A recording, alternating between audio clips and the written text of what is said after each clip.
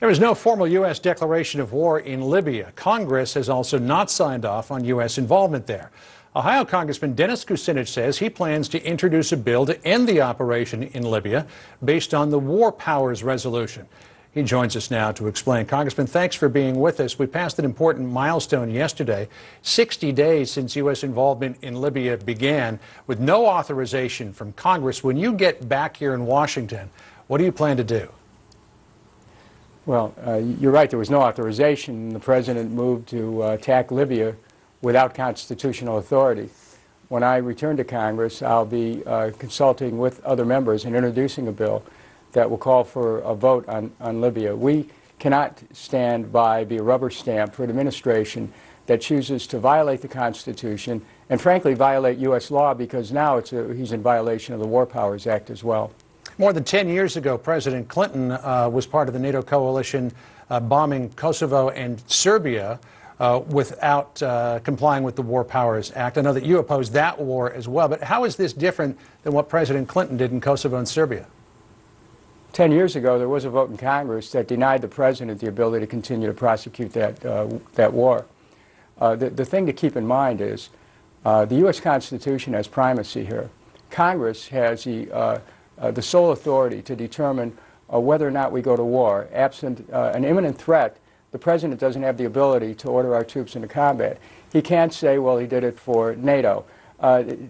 We don't live by what NATO does. The Constitution trumps NATO. He can't say it was the UN Security Council. The Constitution trumps the UN Security Council. This is about our Constitution, and it's time the President of the United States began to follow the same Constitution that in 2007 he was very clear, saying the President didn't have the authority to take our troops into war absent an imminent threat. So he knows better, and we have to call him on that, and Congress has to stand up for the Constitution. It's very plain. Congressman, the process to get to where he is aside, why do you think involvement in Libya is a bad idea? Look, first of all, we're intervening in a civil war. The side that we're intervening on behalf of is now, excluding women from the process. They're rounding up people and detaining them, and there's a hint that they're committing some of the same practices that they accused Colonel Gaddafi of.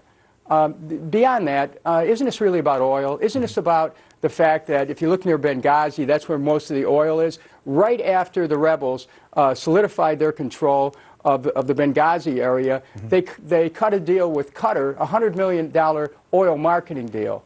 And they've been in Washington intimating that if we find a way to support them, that they're willing to be good to us on oil deals. Look, we have to take care of America first. We cannot be in a position where we're going into these wars. Our troops are already committed. We have problems here at home. We have budget problems. We have deficit problems.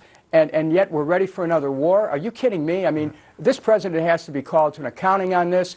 And this is not an academic matter. This is about the Constitution. And if we stand by the Constitution, we'll be safe. But if we don't, we're looking at America going deeper into a war here. When we were told it was going to be a matter of days, not weeks, we're already in it months, and there's no end in sight. Congressman, on the subject of accountability, you have suggested that the way that the president went into Libya might be an impeachable offense. What do you plan to do about that? Well, a president violates the Constitution per se. He can be called on that through the process. I've said that the country doesn't need the destabilizing factor of an impeachment process. So why say it? I've been very clear about it. Well, because it needs to be understood how grave this matter is. This is not a small matter. To take the country to war absent congressional authority, in violation of the Constitution, and now in violation of the War Powers Act. We don't need an impeachment, but we need and must require our president to follow the Constitution and establish U.S. law. We have to demand that, and Congress is the co-equal branch of government which the founders established for the purpose of making the determination whether or not we go to war. And it's time that Congress stood up for the Constitution. And tomorrow in Washington, I'm going to be urging fellow members of Congress to join my resolution, which calls for a vote and hopefully will lead us out of this mess that we've waded into in Libya. And we'll be watching closely when you do. Congressman Dennis Kucinich for us today from Seattle. Congressman, thanks for joining us. Much appreciated. Thank you.